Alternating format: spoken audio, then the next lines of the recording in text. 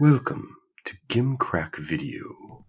How can I help you tonight? Hey, yeah, we're just browsing for something a little different. Well, have you tried our Forgotten Classics section? Is that the one over there under the sign that says "Blighted by God"? Oh, I found something. Have you seen this before? Never heard of it. Let's grab it. Enjoy your selection. Hey, you know we're still here, right? Oh.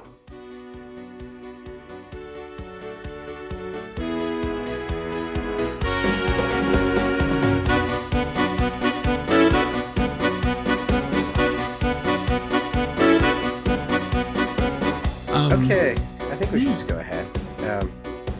Oh wait, I'm starting us off, aren't I? This is your show here. What the fuck did you be watching it? All right, Black Roses. Okay. Hello, everyone, and welcome to Found on Shelf, a podcast where we talk about movies, weird movies, obscure movies. In this case, we're talking about I'd say movies that rock, as if it were a certain month. Yeah. A month where we celebrate things that rock. It's not Rocktober. That's too on the nose. Yeah. What is this? Dustin, what are we doing here? What did we call it? Rocksgiving? Rocks. It's Rocksgiving. Rocksgiving. Rocksgiving. It's giving rocks. That's what it's doing. And this movie that we're talking about today is called Black Roses. Yeah, rocks. Had you heard about Black Roses before? No. In fact, Mhm. I think, correct me if I'm wrong, but I think I was looking for a music movie to pick out for this month, and Yes. I think I found Black Roses, and I was like, this movie. I just read a little bit about what it was. I was like, this sounds awesome, and then I as I often do, say, hey Patrick, you ever heard of this movie? And you're like, oh yeah, it's great. I'm like, son of a bitch. And I'm like, well, I was gonna choose this one. He's like, oh, I'll choose it instead, and there we are. I think that's what happened, right? Or am I just making things up? The deal was I'll choose that one if you jump on the grenade and pick Xanadu, because I was going to do Xanadu. Yeah, and there we are. Would you say this movie is more like a movie than Xanadu? Yes, yeah. There was at least a plot. It's not like it was written around an album or shoehorned music into it somehow. So yes. No. To be fair, the music in Xanadu is better. Yes, yeah, I would agree. But the movie in Black Roses, much better movie than Xanadu. Yeah, I would. But what would you rather do? Would you rather watch Black Roses or listen to the Xanadu soundtrack? I will listen to the Xanadu soundtrack. Yeah, I would do. So, but if you were going to pitch someone of this movie and not the Xanadu soundtrack, how would you do it? Oh, it's a simple pitch. What if the Satanic Panic was actually real? When you say that, you're not narrowing down movies, because you've got Trick or Treat, and you've got Rock and Roll Nightmare, and you've got The Gate, and yeah. So like, and was there demonic music in 976 Evil, or was that just the evil sex life? But still, I never actually watched that movie, at least that I remember. Robert Englund's directorial debut. It's not good. Yeah, I heard that.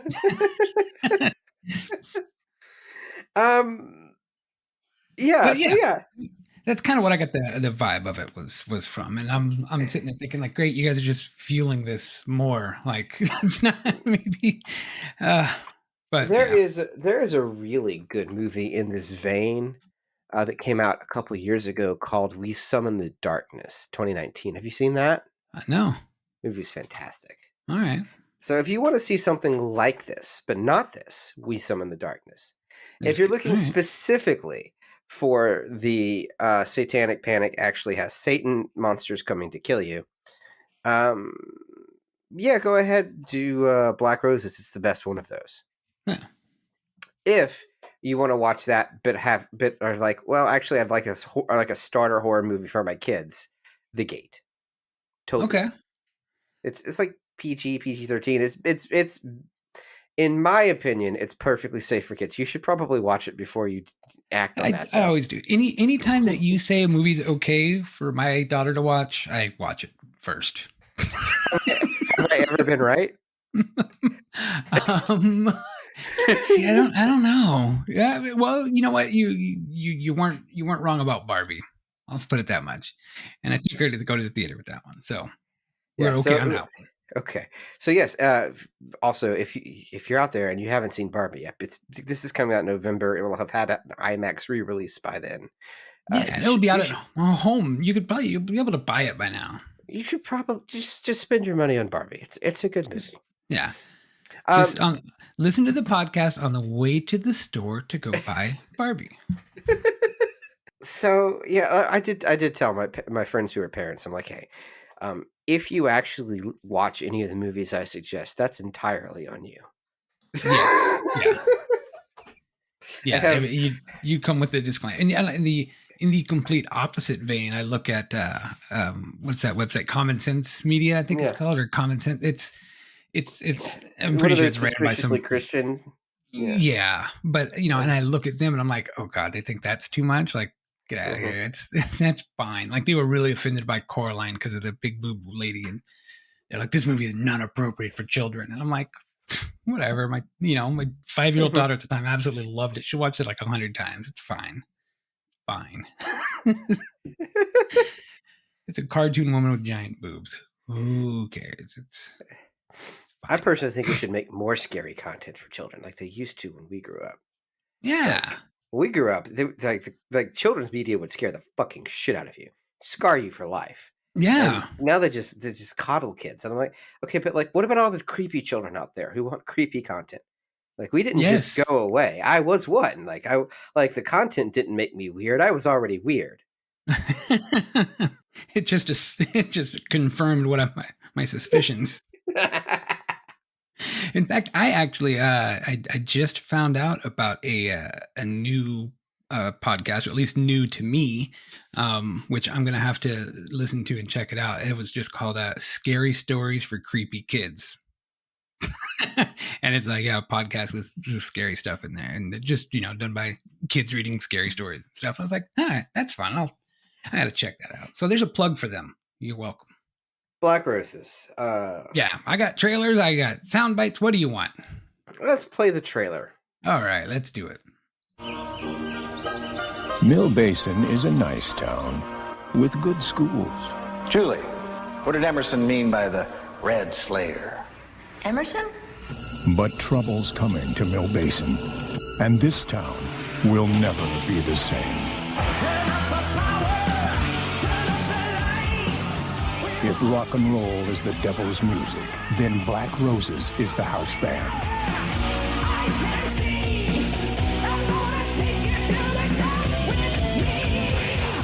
I mean, last week, all they could think about was midterms. Now it's Black Roses.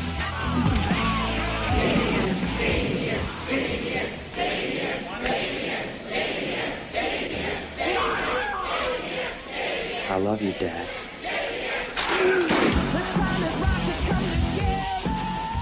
There's something going on in this town, and you gotta help me stop it. Where have you been? Did you go and see that show again after I told you not to? You have to come with me to that concert tonight. Now, I can't explain it. I think they're doing something to the kids, controlling their minds. I can feel it, Neil.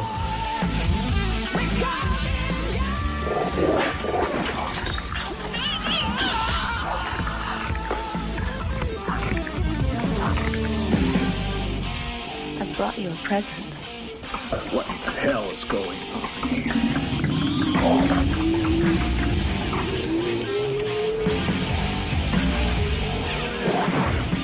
What you doing in my kitchen?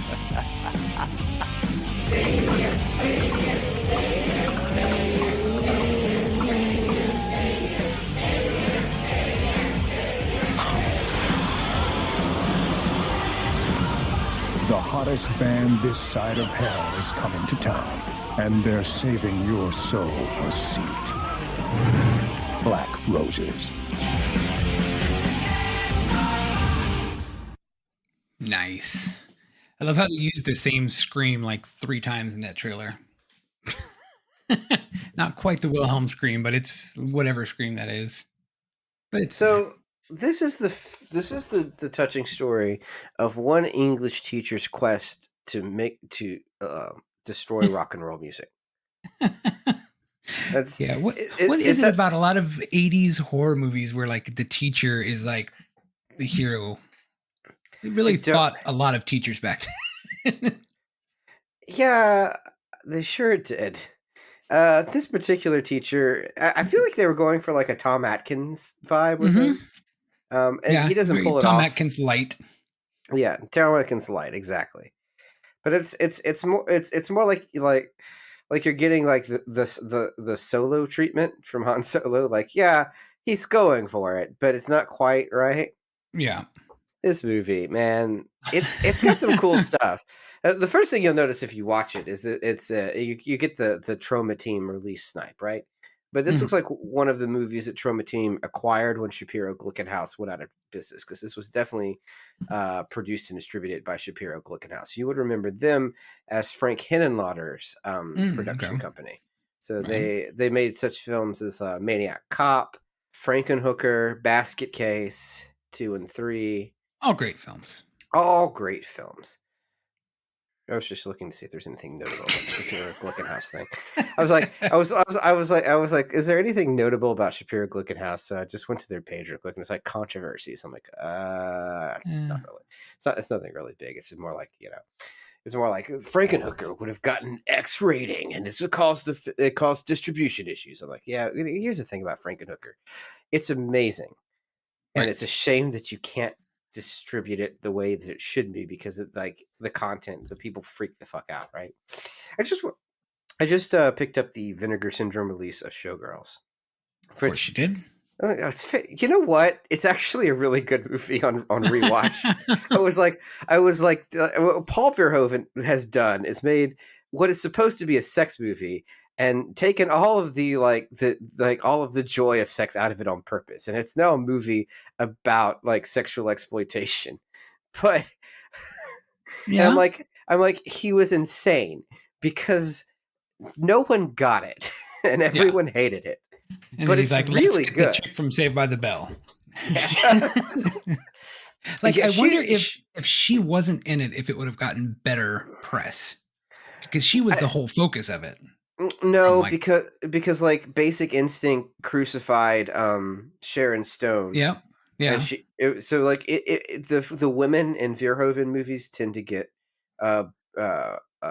maligned by the press because they're like very openly sexual roles, and like, and the American press is, we can really focus in on this, because of the misogyny. But like, and then both of their careers were significantly negatively impacted from being in both of those movies. Yeah, so if you're a female actress and you want to retire, just be in one of his movies. Paul Verhoeven. Yeah.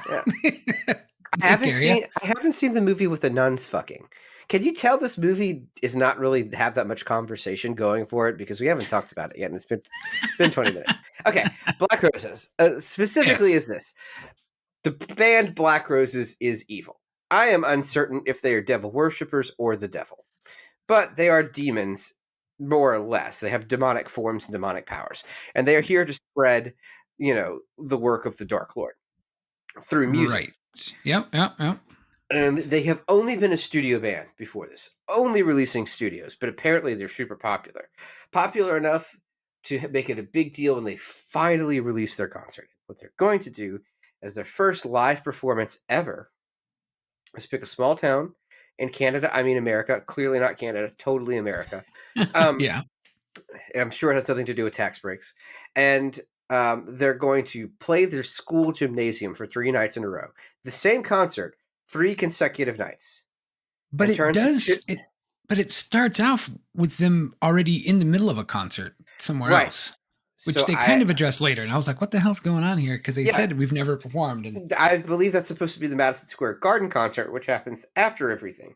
Well, no, because he does say he says one very, very brief line where he's like, well, we did one other show, but it just didn't turn out very well. Yeah. And I that don't was know. it. And I was like, oh, okay. That's confusing. So- It's a great opening, but and anyway, all the kids in town become demons and they go crazy, and then the English professor has to set fire to the demons, and that's the end of the movie, right? That's Wow, the whole movie. You jumped through a lot there. Is that not the whole movie? I mean, basically, yeah. Okay, so we can get into the fun stuff, but that's like the movie. Yeah, that's the plot of the movie. That's kind of what happens. So it's by John Fasano. Now, John Fasano, his previous movies were Rock and Roll Nightmare. Okay. And now Rock and Roll Nightmare is a little bit different. Rock and Roll Nightmare is about a band who, while they're touring, they stay at a farmhouse overnight and are tormented by demons. So, and that one, the demons terrorize a band instead of a band being demons terrorizing other people. Okay. And then the other film he's famous for is Zombie Nightmare, which has nothing to do with rock and roll. But because these were successes, Shapiro Glickenhaus was like, what if we give you money to make another movie in this vein? And he made Black Roses. So this is 1988. An interesting thing here is the screenplay is written by Cindy Sorrell, who would become his wife. Oh, all right. Now, John Fasano actually goes on to be like a script doctor. So like he does a lot of other screenplays. So after Zombie Nightmare, he does another 48 Hours, the 48 Hours sequel. He's got the screenplay on that. Universal Soldier: The Return, Mean Streak, The Hunchback of Notre Dame for TNT, Darkness Falls, the horror movie in the 90s about the Tooth Fairy, the Dead Silence kind of does a riff on. Firestorm, Last Stand at Yellowstone. I'm not sure what that is. And he also does have down here in 2001 Megiddo, the Omega Code 2. So you got an evangelical movie in there somewhere. Wow. Okay. But yeah, he's got the credit on another 48 Hours, and he was a script doctor on a lot of stuff. Directing wise, he doesn't do a lot of directing after this. He does do one more horror movie that's kind of cult following called The Jitters, which I have not seen. That's the following. Yeah, never heard of that. And then Kamen Rider. He does an episode of Kamen Rider Dragon Knight. Sure. Okay. And then he's a producer on a ton of stuff too. So, but like, so he's still been around. Yeah. Oh yeah, he has a screenwriting credit on Tombstone, and he's the associate producer on Tombstone. Okay. So like, not entirely all trash movies. Like there's some good ones stuff there. in here. Yeah. And that kind of shows here because the script is fun. It's got some problems, but it's fun. Yes. Yeah. Yeah. It's one of those movies that had better opportunities that it didn't take advantage of, and things that could have been changed. But overall, it was enjoyable. I think it would be better if it had like a clear definition on, if not the protagonist, like a better grasp on an ensemble, because like whomst is the main character? Yeah. Oh, yeah. I mean, I guess that one guy that was like a 30-year-old teenager. 28. He Johnny? was 28. Are you serious? Oh, yes. Fuck, I was so close. I wrote in all my notes, 30-year-old teenager, 30-year-old teenager. Yeah. Dietz. Frank Dietz. Johnny Frank Dietz. Hey, good old Frankie Dietz. Mm-hmm. Some writing credits after this on like Creepshow, and I think some animation too. Yeah, he does a lot of animation after this. Yeah, all right. A lot of these guys tend to do that. Like does like voiceover stuff and. No. He's actually he does animation. Oh, okay. Yeah, so he's not a VA guy. He's an artist. Oh, all right. Mm-hmm. Well, that's cool. Frankie Dietz. Mm-hmm.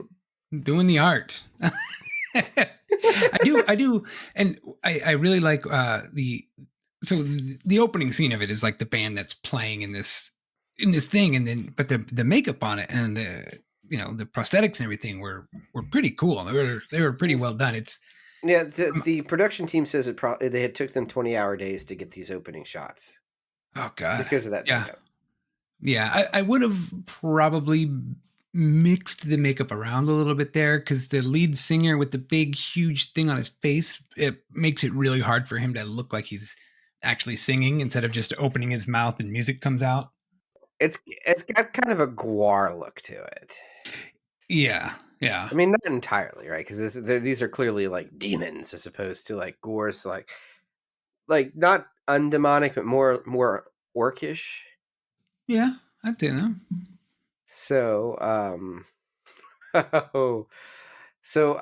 the main singer of the band is called Damien.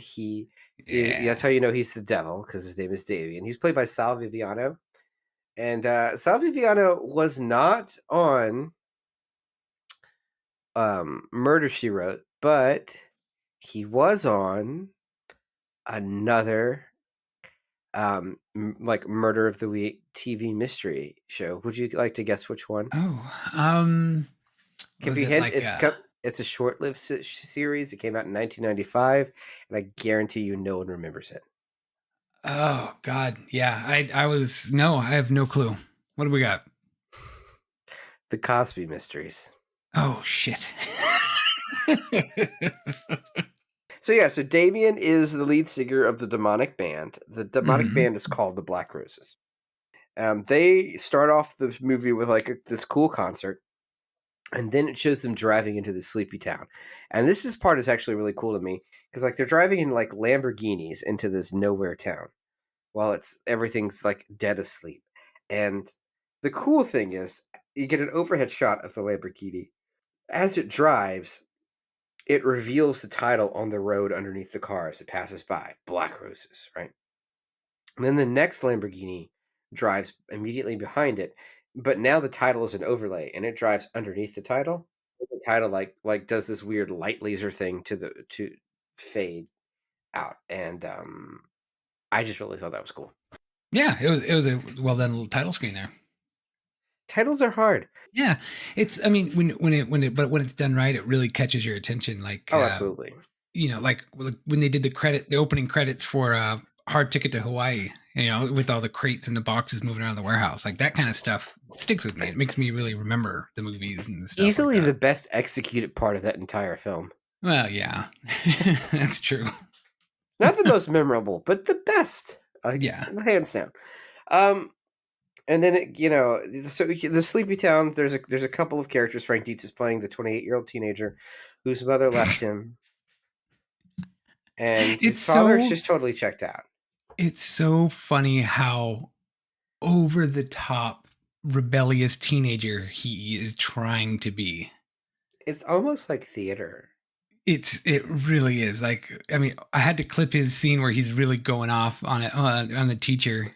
Mr. Morehouse, my mother left my father because he was afraid to take a chance on anything. I'm not going to let that happen to me. He was afraid to take a chance. So his father, they're in an industrial town. His father is making a living for them both. He's totally checked out as a parent. Do you want to guess what he does in this industrial town? Did you catch it? Oh, I did not. He's a barber. All right. Someone's got to cut hair. Someone's got to cut hair. That's not the problem. The problem is he acts like he's going to go like die in the salt mines. Yeah. There was a bit of over, I guess, overreacting about a lot of stuff, and they were really pushing the teenage angst of a small town real hard too. Oh, absolutely. He just when Johnny, the 30-year-old teenager, 28-year-old teenager, sorry, I'll correct my notes here. Yes, it's like he's worried that he's not going to get his way because people are saying that the Black Roses might be not the best influence on their kids, and he's like, I'm going to go paint the town red. Actually, like grabs a bucket of red paint. It is the most Muppets joke possible. It's so cringy. but he never gets a chance to because the teacher just happens to be out walking around and like hears the can of paint being opened. Mhm. It's such a quiet town at night. This whole thing about him, every time he did anything. So, are you familiar with Julie Brown? Which one are we talking? Downtown Julie Brown? No. The other Julie Brown who had like the comedy Yep. songs, Yeah. and she has the homecoming queen has got a gun, Yeah. Okay. Yeah. and at the end, the homecoming queen who has just performed a school shooting for comedy effect because it's the 80s. Yeah. And it doesn't happen all the time. And they're like, haha, who would think that would never happen? Yeah. So, like, as she's dying, she goes, "I did it for Johnny." Oh, yes. I do remember that line. And every single time he did anything, in the back of my head, I'm like, "I did it for Johnny." Oh, that's fantastic. Yes. Now I'm going to have to rewatch this movie. I'll have that like a little sound bite, and every time it happens, I'll just hit that button. Like, yeah. I did it for Johnny. Yeah. Johnny is an artist. He drew a skull on the back of his denim vest, so you know he's like bad. He is serious about this Okay. Black Okay, Roses. So let's talk about the Black Roses. Mm-hmm. Giant band, supposedly. Right. Super popular. Gonna have their first concert ever in a quote unquote in a small town. Mm-hmm. No one is traveling to this town Yeah. to come see their first concert. Right. Do you know where their first concert is going to be? Again, a school gymnasium, or at least the attendance hall in a school. Like it's a high school Yeah. auditorium. All right. So, and then they're going to have a concert Four nights in a row. as if they're Taylor fucking Swift. Yeah. And like, why is it? Why is it this way? Why isn't it just one concert? Why is it four? Well, the Yeah. answer is so that kids can get progressively evil through repeated exposure to the devil Right. music. Right. It's lame. Yeah, because it's like they all bought tickets to the first night, and then apparently they just gave away tickets to, to the rest of the nights because it's like, how else are you gonna get all these kids to come back? You gotta do it. Yeah. So yeah. The show that opens ostensibly after we see the concert in the Lamborghini to the English teacher's class where they're talking about poetry. I think they're talking about Walt Whitman. Yeah. Famous heterosexual Walt Whitman, and they're talking and debate and discussing poetry. And I assume it's supposed to be relevant. I don't remember the poems being discussed, but I feel like every lesson taught in any movie ever is directly relevant to the plot. Oh yeah, that's right. He's like Johnny tries to segue it into censorship because the parents in town don't want the Black Roses playing. But Yeah. the mayor of the town thinks it's good for the economy. But like, how? Because no one's coming into town to see the concert. You would think that the people would come into the town to see the concert. Yes, somebody from a nearby neighboring town you would possibly stop by. There seems to be no groupies for this band. No. Well, except for the two chicks, but I guess they're kind of No, those are in just the high town school too, kids so. now. Oh, yes, you're right. Yes, the ones yes. that hop out of the Lamborghini to put up the posters. Right. Of course. But yeah, I think those are whatever. I don't know what they are. They don't really matter. They don't really acknowledge them as being. They're not in the things. band, but they No, are they're with the band. They're the street team. Yeah. Um, Black Roses Street Team. And also, they literally they put posters everywhere. And it's such a small little town, and they have like stacks of posters everywhere. in the early dawn before the town wakes up. Yeah. The other thing here is no t-shirt booth. Right? No t-shirt booth. Just missed Like- opportunities there. Yeah, that's where all the money is. Right. 28-year-old teenager should have just started making his own denim jackets with skulls on them for everyone. I mean, It's like a that's little where side hustle. if he wanted to get out of the town, that's how you do it. Yeah. That's what you do. And then all the townspeople are so worried about about what they're going to be, and they hold like a town hall meeting about it. And I love when they do these things in movies. So I had to clip it when like they have the uptight Christian lady like reading the lyrics all serious. That's like my favorite part of these kind of movies. Oh, here she is. Tear down the walls of hell, make room for lust to dwell. Carry in your hands a sword, tear away the image of the Lord. It's just ridiculous. They always do that. And it makes me laugh every time. What? It's little things. It's like that joke in that VH1 movie years ago about the PMRC, where they're like they have to keep saying "animal fuck like a beast" over and over again. It's great. Which is a Wasp album. All right. So yeah, we're at the opening night of the concert now. Well, I want to talk. There's a couple more characters we should really talk about. And that's Julie. Right. Julie is teacher's pet. So the movie, within very short time, introduces you to Johnny. Yeah. Introduces you to Tony, who is. They go from people's house to house, and Tony is like his mom's nagging him. Yeah. And then Tony's the greaser kid, right? Yeah, the evil greaser. Yeah, of course his name's Tony. Yeah. Italian character named Tony? Okay. Mm-hmm. I mean, it's not that stereotypical. He's Protestant and a vegetarian. This is true. Okay. No, it's not. And then Julie, it introduces you to Julie, who is the good girl, the teacher's pet. The Sandy from Grease. You got Tony as the evil greaser, and you got Sandy as you've got Julie as the Sandy character. Yes. But Johnny is her love interest. She did it for Johnny. You did it for Johnny. Mm-hmm. And so as you introduced to all of these characters, and then the English teacher, and all of them are your main character. Yeah, and they are almost all forgettable, except for the 30-year-old teenager. And that's just because she kept saying Johnny over and over again, kept calling his name. Johnny, but like Johnny, what are you doing, Johnny? But like his arc ceases to matter, by the start of the third act. He's not even important anymore. Yeah, they really needed a main character. like after the second night concert, Johnny is no longer part of the plot.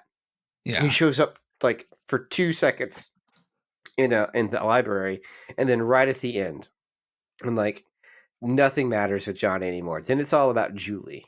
Yeah, It pivots. Well, no, it's all about the English teacher at that point, but Julie's your secondary focus. But it pivots away from Johnny entirely.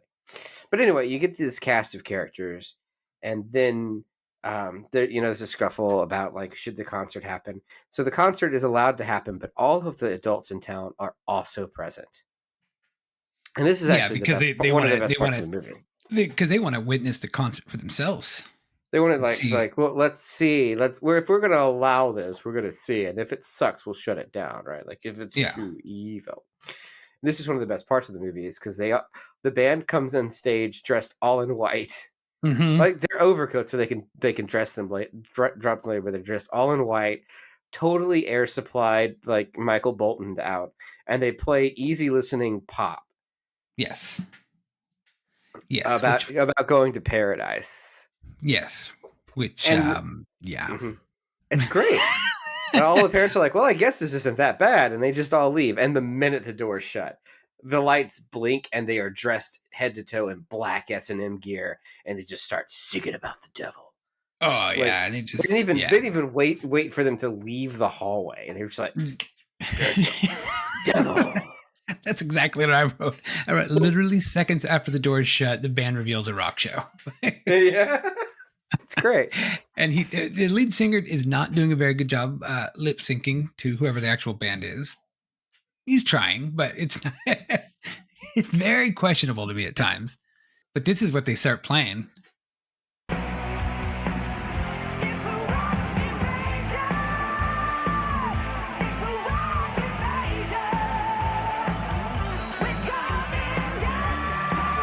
Yeah, so they're I should have got the little soft ballad they played before that, but yeah, that's what they end up.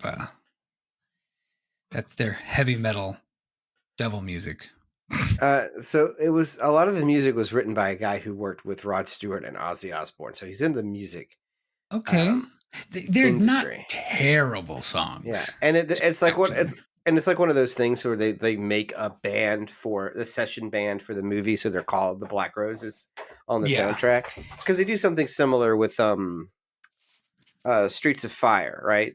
The LNA and the Attackers. There's a session band that has a name. They're not called LNA and the Attackers. They have a name, but like it's not saying like this person and that person. Like it's the same kind of thing. Yeah. Or like how Eddie and the Cruisers. I'm pretty sure Eddie and the Cruisers are listed as credited like musicians or something on the Eddie and the Cruisers albums. There are 2 of those movies, by the way. Really? Yeah. Weird. Why? Yeah. The first one is bad enough. Yeah. Yikes. I'm pretty sure in the second one he like comes back from after faking his death. Yeah, I could be wrong. I don't know. If there's a third one, you're gonna get stuck watching it. You don't. Rocksgiving 2024. Oh God. Yeah. And then it's like, you know, the kids are like rocking out and have a good time at this concert, and then the next morning, they're back in school and they all look like they're kind of hungover ish. All right. I get really weird about the details, the very specific details. If you provide me with details, very specific details in a movie, I'm gonna fact check it, because you could have just bullshitted it. You could have let it go. You didn't have to get this specific, but you did. So I'm gonna call you out on it. Nothing about our podcast has ever led me to believe this before. This behavior is coming out of the ether. No track record of this at all. So the flyer for this concert said it was on April 4th, 5th, 6th, and 7th of 1987. So I looked it up on a calendar, and in April of 1987... There were only 6 days? The 4th was on a Saturday. So the next day after the first show would have actually been Sunday, and they wouldn't have been in school. Like, why would you put a date if it's going to be completely wrong? Just put this Friday, Saturday, Sunday or something. Like, why put a date? Don't put that information out there unless it's right. This Friday, Saturday, and Sunday. Yeah, just something like, or at least look at the freaking calendar and go, oh, okay, yeah, they're going to go to school the next day. Let's slap this concert on like a Wednesday or something. I don't know. Again, terrible day for a concert. Yeah, well, for opening night for a band that's never been out of the studio before, you know, they got to work out their kinks a little bit. Well, I've seen the way they dress on stage, and they're definitely working out their kinks. They are working out their kinks, let me tell you. Yeah. Hey, but trouble is a brewing in this small little town here, because after the first night of concert, yeah, everyone's getting kind of grumpy, and then they're like handing out free copies of the record to everyone at the school the next day for whatever reason. Again, merch, sell it. Well, they are selling it, but their currency is so yeah. And the greaser kid Tony gets all upset that somebody grabbed his free copy, even though there's like a whole stack of other free copies. and they start fighting, and they're just like picking them up and throwing them and all sorts of like weird over the top fight moves. So that's how you know there's trouble brewing in this little small town. So Tony actually is one of my favorite parts of this movie, because the next scene with Tony, he's at the home working out, playing the record, just blaring. Yes. And his stereotypical dad comes in. Did you catch who the dad is? No. Did you watch The Sopranos? No, I figured it was somebody on The Sopranos. He looked familiar to me, but I've actually never seen a single episode of The Sopranos. Neither have I. It's Vincent Pastore. Okay. He plays Salvatore. He's his name on the show is Big Pussy. So. Oh, okay, yeah. Yeah. I'm guessing if you look up his IMDb, he's going to have a lot of Italian roles in mobster movies. Carlito's Way, Sopranos, Shark Tale. Yep. Yeah, no, he's got a specific vibe going on, and he has it here because Tony has gotten new earrings, and the first thing he tells him is that the only people that have earrings, he calls them a slur. Yes, well, he says there's only two people that have earrings: pirates and a slur. The slur, right. Yeah. And so he goes in. There's no ship on the front yard, so it was kind of a funny slur. Well, not a funny slur, but it was kind of funny how he said it. I'm just gonna snip kind of a funny slur and just post it. Just like retweet it on our page. Just that one audio clip over and over and over again. It's kind of a funny slur. Yeah. So anyway, he has to die. So the cool thing is Tony leaves the room, and the music, the evil comes through the speaker, and a giant and like a monster gremlin thing launches out of the speaker and attacks Tony's dad and drags him into the speaker and eats him. It's fantastic. What the fuck? As he's being pulled in, he just goes, what the fuck? Honestly, a highlight of the film. Yes. I was a little upset that there wasn't more of that kind of stuff, more of demons coming out of weird things, because I love practical effects, and I love daytime monster horror, and this was both of them. I thought you said, and I love demons. You know, I've been a long time Black Metal Hall listener. I've burned several churches, and look, after last month and dealing with all that crap with the demons and zombies and I'm good. I'm going to take a break from all that for a while. So I'm delighted to announce that Dustin has found the Lord, and we will be doing more Kirk Cameron movies in the near future. Yeah, we're gonna do nothing but Carmen movies next season. We're going to run out of material pretty quickly. He's only got one other one. Every episode is going to be a new song, and we'll just break down the song for about 2.5 hours, talking about one song. Is this exposure therapy? What the fuck?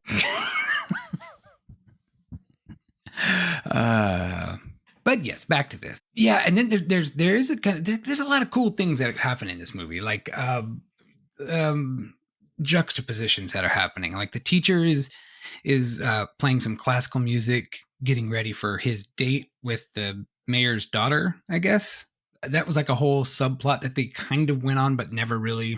I don't think it was like a date anymore. What more or less happened is they've broken up at some point because their relationship ended badly because he wanted to be a teacher and teach kids, and she was like, "You can't put these children." He was like, "This is pointless."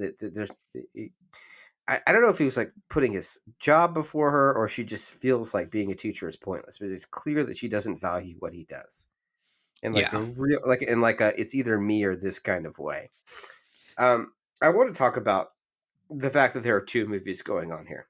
Yeah, one is a campy horror movie about rock and roll bands that are actually evil, and the other one is the real world implications of what that would do to a person and a dramatic analysis of it, because they kind of just like through the eyes of the English professor, he just kind of looks at the town disintegrating around him and is reacting in a very real and believable way.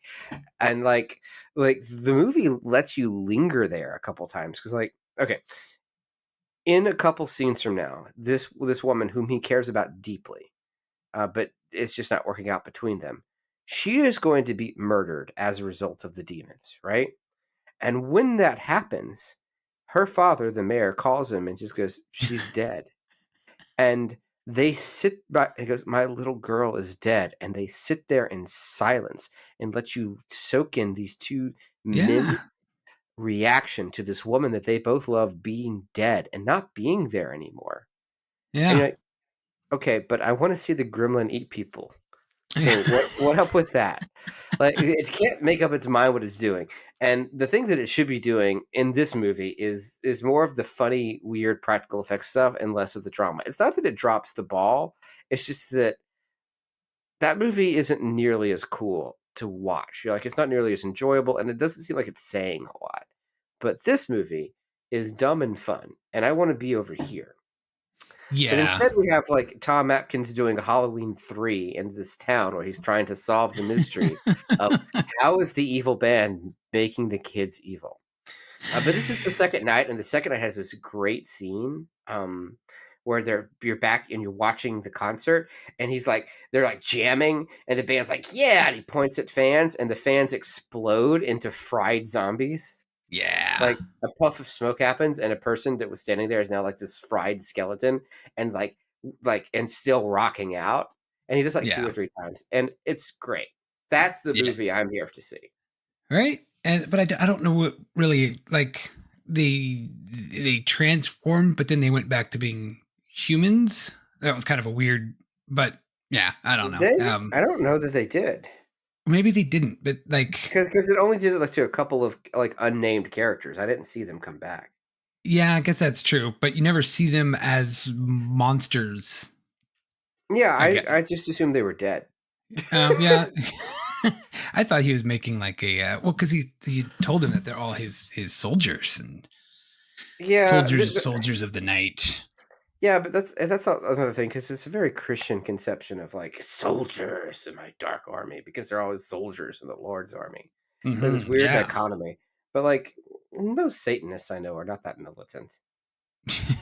No, they're really not. So it's kind of a weird vibe to go with for your like satanic debauchery, to be like yeah, rock and roll, now join my army and assemble, we will go forth into the night in like organized action. Like what oh yeah, where was I want that. What do we sign up for? No, fuck this. No, here's his little spiel.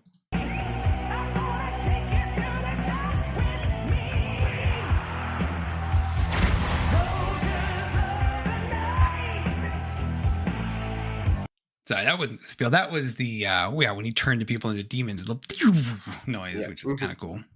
Yes, laser demon powers. The other thing here is after this, they do go forth as soldiers in the night and get fucking crazy on night 2. On night 2, Tony also runs over his mom in a car, because she nagged him about coming home late and not putting the trash out. So he just runs over her in a car. And Johnny goes home and with blows his dad's head off with his revolver. Blood splatters everywhere. He could, because Johnny hates his dad for letting him do whatever he wants and being generally just kind of a cool guy. Maybe give him a bad haircut. Yeah, because like he's not like, I don't care about you, so you can do whatever I want. It's like, let's talk about this. No, you make a good point. Go ahead and do it. It's fine. Yeah. And doesn't seem to be pressuring him to do anything. So I'm not sure where Johnny's animosity towards his father comes from. He's just an angry 30-year-old teenager. We've all been angry 30-year-old teenagers. It is true. Yeah. Yep. So yeah, and then all the teens have gone wild now. They're breaking car windows. They're stealing money out of the parking meters. They're walking around in black clothing. Like, ooh, it's evil things happening tonight. Oh yeah, and Julie's friend seduces and sleeps with her 40-year-old stepdad. Yeah, by playing strip gin. Now, I don't know the rules to gin rummy, but I feel like adding a strip mechanic may be more clunky than doing just like poker. Yeah, strip poker would have been the far easier way to go. Gin's fun. I haven't played it in a while, but I mean, it's a fun little game. Doesn't need to be mixed with nudity, but Well, not just nudity, because eventually she has sex with him and he dies of a heart attack, and then She Which is leaves him weird because there they for don't Julie's mom really. to find. Yeah, they don't. I mean, they kind of don't really show the heart attack. They just say it like later it happened. They're like, Oh, they yeah, do. He's like, ah, and then it yeah, cuts away. yeah. I guess that was kind of assumed. I don't know, but yeah, you're right. That was it. And there's all sorts of weird stuff going on, like some kids playing with toys and like gets all angry and throws his superheroes into the fire. That was just a weird scene. That was the same house. Yeah. It was. That was immediately before they come home. Yeah, because then he goes and takes the kid and puts him to sleep, so he could. Yeah. All right, that makes sense. Mm-hmm. Yeah. I guess. Yeah. There's just Anyway, it's just one of Chris those Hansen and weird stuff. Yeah, pretty much. And then the next day, like there's a couple of like he's like he calls the mayor and he's talking to him, and then the mayor's like he says something like oh, you sound like Mrs. Miller calling up and being hysterical. And he's like, well, if I was Mrs. Miller, I'd have a reason to be hysterical because Mr. Miller is dead. Just so matter-of-factly. And then he talks about how that's I love the line about the hold on. Bad ticker? No. Bad kids, bad music. Bad news, Neil. Bad kids, bad music, bad news. We didn't start the fire. It's just all bad news. Yeah, so that was the bad news. Everyone's dying. It's just bad news. And yeah, and then the one chick talks to a therapist. Julie, was it Julie that talks to the therapist and then shoves him out the window? And that was her friend. I kept getting those two mixed up because they never really established them well enough, in my opinion. Yeah, I think it's her friend because Julie, she shows up at the English teacher's house and throws herself at him. Yeah, and he's like, no. And then so she's like, it must be because he loves this other woman. Let me go murder her. Yeah, I need to murder her. So she cuts her head off and sets the car on fire. Mm-hmm. And then we have that dramatic moment we were talking about earlier where you just have to live with it. And then she shows up and she literally throws herself at him. And he's like, no, I can't do this. Although with some hesitation. No, I can't. No, I can't. Yeah, it was exactly the same vibe as in Willy Wonka when they're like, you have to do something. He's like, help, stop, help. Yeah, yeah. He's like, I can't do this. And she's just like literally like unbuttoning his pants. He's like, no, we can't. But eventually he pushes her away. Yeah, he like pimp slaps her almost. He gives her the back of the hand. Oh, and yeah, just you're right. No, her. that's right. That's right. She's unbuttoning his pants, and he like literally hits her. Yeah, like, just slaps her away with the back of his hand. Yeah, and then she turns into a demon. Yeah, she starts getting like it's like kind of a slow transformation too, which is kind of cool. Like she starts growing these monster teeth, and the weird hands come out, and he just starts beating her with a tennis racket. This is a more real. So my wife, she's like, this is a more realistic version of what would actually happen if something supernatural happened to a person. That's just grabbing anything within reach and just like hitting them but badly. He like beats her with a tennis racket and it doesn't do anything. Then he grabs the tennis ball and shoves it in her mouth. It's like, why? And then he runs in the other room to find other stuff to just throw at her. I'm like, that makes sense. None of this played for laughs though. Like I think it was supposed to be, but like it doesn't feel like a joke. Yeah, there was attempts were made.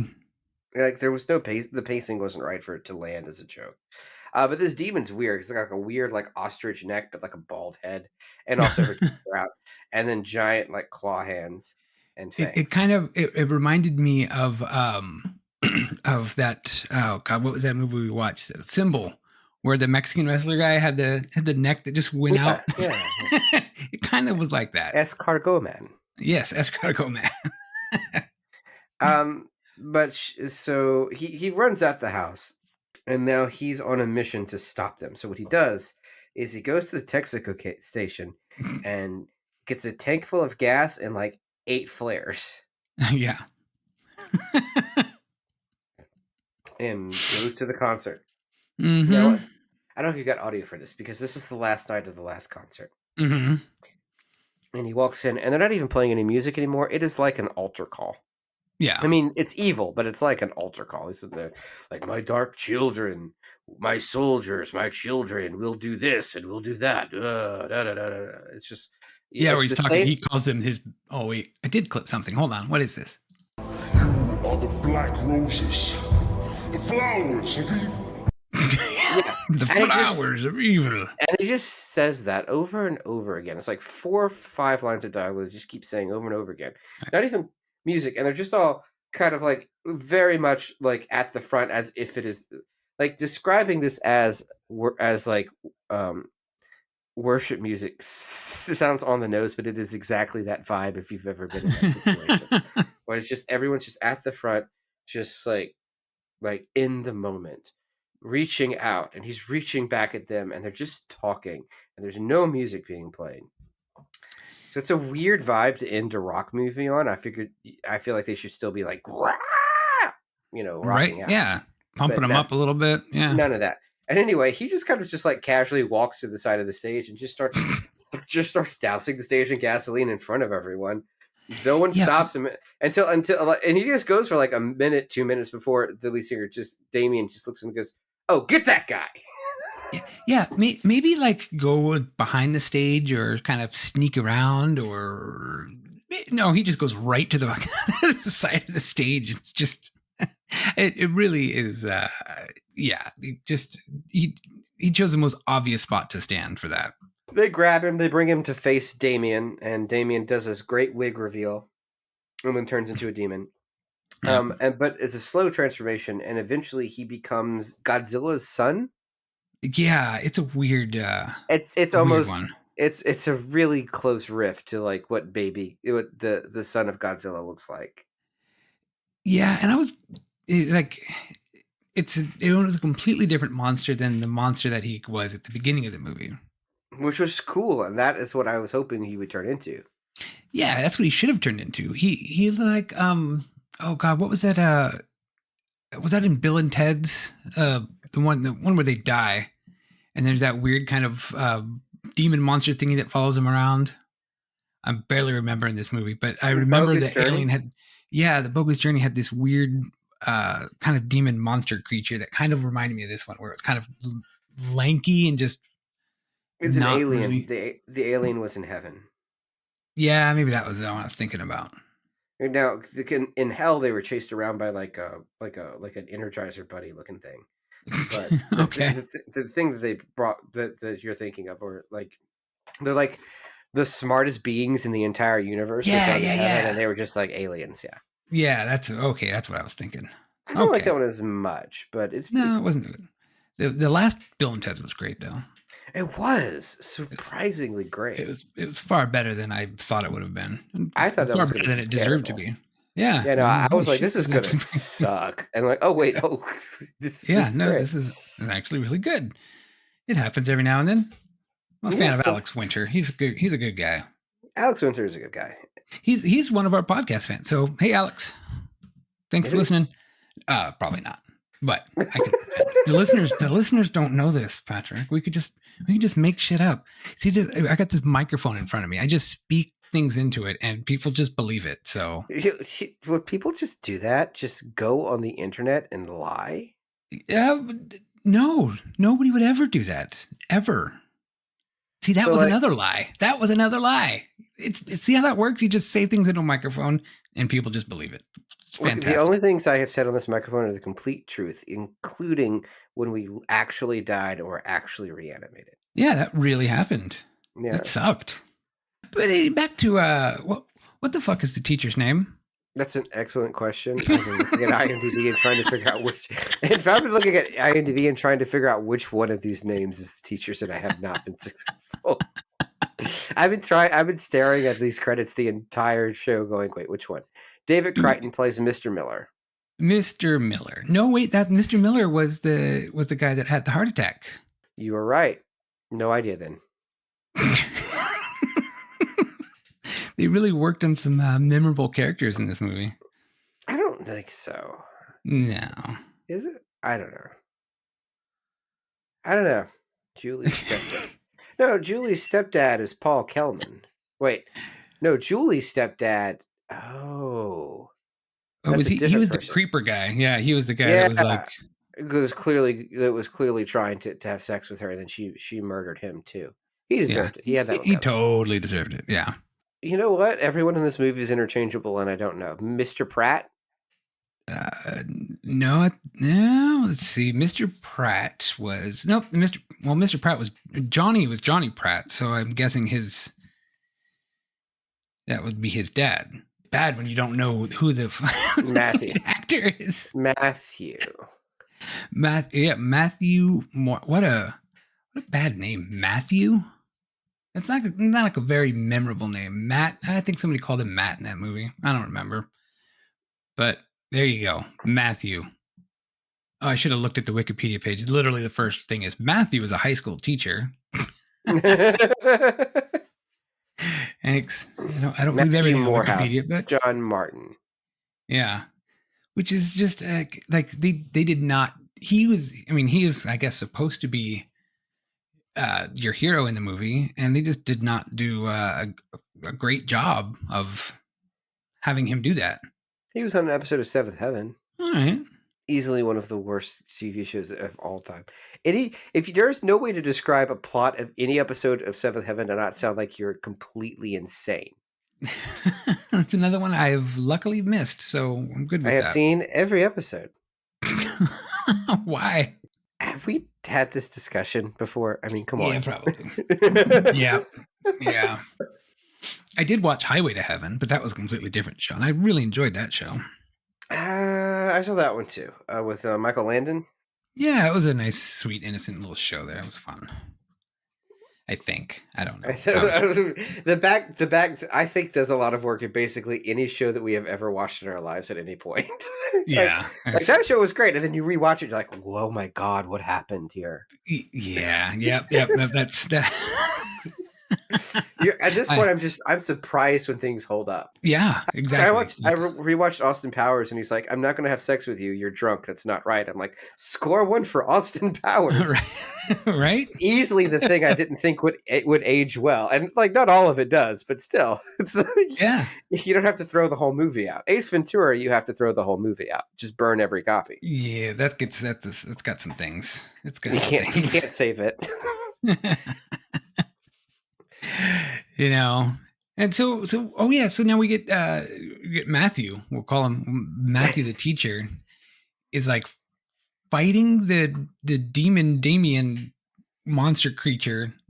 But then he eventually is successful in lighting a flare and setting the gasoline he poured all over the stage and himself on fire. But he's fine, but the demon catches fire. Yeah, the demon, who is supposed to be a creature of hell, is harmed by fire. And not only that, but he also goes down with a kick to the nuts. I did want to point that out. Yes. he gains the upper hand in this fight by kicking the demon in the nuts. Now, the demon has a smooth reptilian crotch with no testicles. Yes. Yeah, there's nothing there. It's all visible and there's nothing. And just a well-placed kick to the crotch. And demon goes down. Yeah, or does he? Well, he goes down with a nut shot, but flare the bad. Why would you think that doing lighting the entire gymnasium on fire would be the best option to go with? He's an English major, not a strategist. What would Walt Whitman do in a situation like this? I think he would probably have had more fun than Mr. Matthews.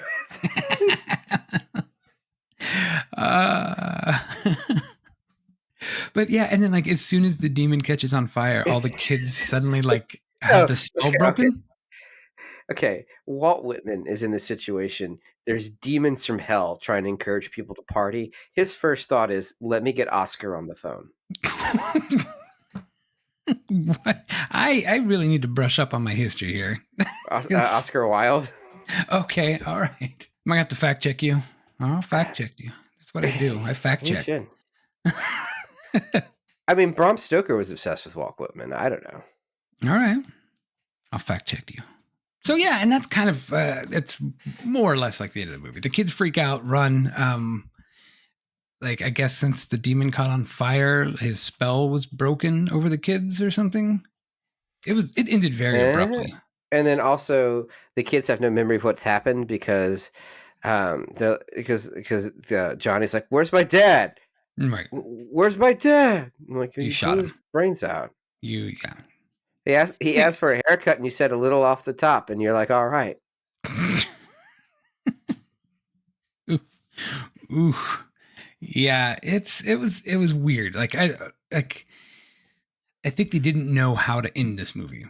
They just Absolutely they didn't. They were like, oh, okay, what do we do now? Because then it just kind of ended, and it was like kind of town's back to normal, and the dude's watching TV, and there's a news broadcast saying about how the Black Roses has a sold out show in the Madison Square Garden. Dun dun, and then it just ends. Yep. Like they were like, where do we go from here? Let's be real honest. It's like there's a news broadcast saying that they have a sold out show in Madison Square Garden, and it's got a picture of Damien. Everything fades out but the picture of Damien, and then you hear like a sinister laugh, and then music plays. But if you just saw the picture of Damien, wouldn't it be cool if it became like a demon and then it fades out? Yeah. Or if like the picture of him would slightly turn or something, like something to show you. I don't know. There's a lot of different things that could have been done instead of what they did. Yeah. So this movie's fun. It's got some cool stuff, and it's head and shoulders above like Rock and Roll Nightmare. Rock and Roll Nightmare is terrible. This movie's great by comparison. It's just fun. I like it.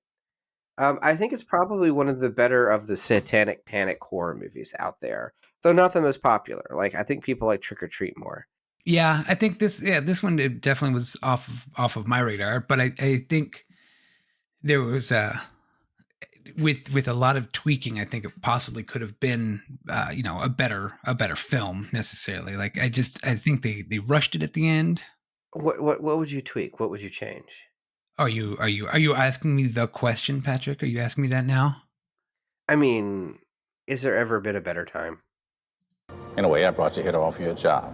You think you can do it better, so here's your chance. All right. So, all right. So the first one might be a little controversial, but I'm going to say it. I want to move the opening number to somewhere else in the movie, either towards the end of the movie or towards like the middle as like almost like a flashback, or even have it be that end, because I really liked the monster design. I really liked them just rocking out and being monsters and watching people just go crazy. And I was kind of hoping for more of that, and it never really came back to that. So I think when you start off real strong like that, but if you're not coming back to it, it really hurts in the long run. I would say, yeah, if this is the only thing that we can do, but if we could, like in an ideal world, that's the cold open, and then we also do get that at the end. Yeah, do both. Both is good. Mm-hmm. I like both. The second one, I would kind of really do a lot better character development. We shouldn't have to scour the internet for 20 minutes trying to find out the name of the fucking character. Like I think there was too many weird side plots that were going on with like the mayor's daughter. That didn't need to be there at all. Just fucking get rid of that. Like make him more of a prominent character to focus on. I just think their character development was kind of really lacking in this movie. It's just all over the place. And like you said, Johnny was like really important at the very beginning, and then he just didn't matter at all. And he just kind of tossed him away. I think that could have been done better. And the third thing, I want to see more weird little demon monster creatures, like the thing that comes out of the speaker. Like I want to see more inanimate objects coming to life with a demon and just killing people. I think that would be really awesome. That was easily the best part of the movie. Like I said, we had this discussion, like doing this as a survive the night one concert movie where just shit breaks down all over town at the same time. And in, like maybe change your protagonist from everyone to some of the kids, and like at the concert some of the kids turn evil to demons, and some of the kids are like, holy fuck, we got to get out of here, and those are the kids that are your protagonists. Yeah, Yeah. You split the movie between them and what's going on in the rest of the town. All of the townspeople fighting for their lives, and these kids fighting to get out, and just hell breaking loose. And by the way, at the end, they're not successful. Like, they might live, but like you get like a pan of like fire and smoke as like the tour bus leaves to its next destination to do it all over again. Yeah, it's like something wicked this way comes, but it's like something wicked this way comes. Yeah. There's, I think there was a better movie to be found in there, but it was not a bad movie. It was fun. It was enjoyable. Like, the music was decent for what it was. I would have maybe make it a little bit more like metal instead of kind of just, some of it was a little bit poppy 80s rock, but yeah, I don't know. It wasn't bad. It was definitely better than I thought it would have been, which is always good. It was fun. Yeah. If you have time, watch this movie. It's fun. If you want to see something like this, like in this vein, but done in a completely different way, that's also really cool. We Summon the Darkness. Johnny Knoxville is a preacher. You should watch it. I will definitely check it out. Is that it? Do you have something else you want to say about this movie? No, there's not a heck of a lot to say about it. It had some cool moments. Could use some work, but overall, yeah, it was a fun little movie. I think it deserved more attention than it got. Yeah, I think more people should know it. I think it's got a cool poster. Like, the poster's rad. Have you seen it? Yeah, the poster's pretty awesome. Yeah, it's definitely, it's definitely got really cool elements to the movie. And watch it. Go watch it again. Go watch it. If you haven't watched it, go watch it. And go watch Rock and Roll Nightmare, but like the Riff Tracks version. Is this movie like streaming anywhere? It's free on Tubi and Peacock, and all right, I love Tubi. If it's free on Tubi, go watch it. I saw it on Shudder myself. If you like what we do and want to hear more of it, we are Found on Shelf Podcast. You can find us everywhere at Found on Shelf Pod. We are on Blue Sky. We are on the old Twitter that is evil now. We are on Instagram. Now, technically, I don't think it's dead naming Twitter if the website is actually still twitter.com. Right? I think that is. Or is it still dead naming? I don't know. I will say I think it's okay to do it to Twitter. Okay. All right. But only Twitter. I want to be fair. Yeah, we're on Instagram. We're on I'm on every social site. And then there's a website, foundonshelfpod.com, which I'm currently working on redoing. So that'll be fun. Yep. Yeah. I'm working on a bat signal, but I can't. Yeah, for like I was like, well, what do we do? So should it be a VHS or should it just be like stylized dog shit? Yeah. Stylized dog shit on the VHS. Yes. Do both. Okay. Yes. And you can even I found out today you can even talk to your Google equipment and say, hey, play the Found on Shelf podcast, and it will do it, which is pretty damn awesome. That's right. As of today, Screaming into the Void will direct you to the Found on Shelf podcast. Yeah, and really we're on Pandora. Yeah. I'm working on getting us onto Sirius XM. We're going places. Yeah. What even? Living easy, living free. Season ticket on a one-way. It's the same breath. Am I wrong? It's pretty much the same.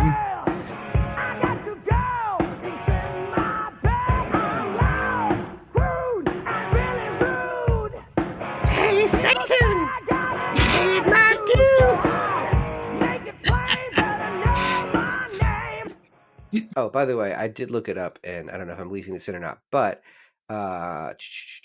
after Oscar Wilde met Walt Whitman in the United States in 1882, he later told George Cecil Ives, "I have the kiss of Walt Whitman still on my lips." So score one for me. Score one for me. I like bragging about it too. That's a nice touch. No, I added that. Okay. It's like I got it. No, yeah, all right. Well, there you go. Yeah, a little bit of queer history for everyone. Them's the facts, yes. And yeah, this is where you go to get your monster movies and your queer history facts.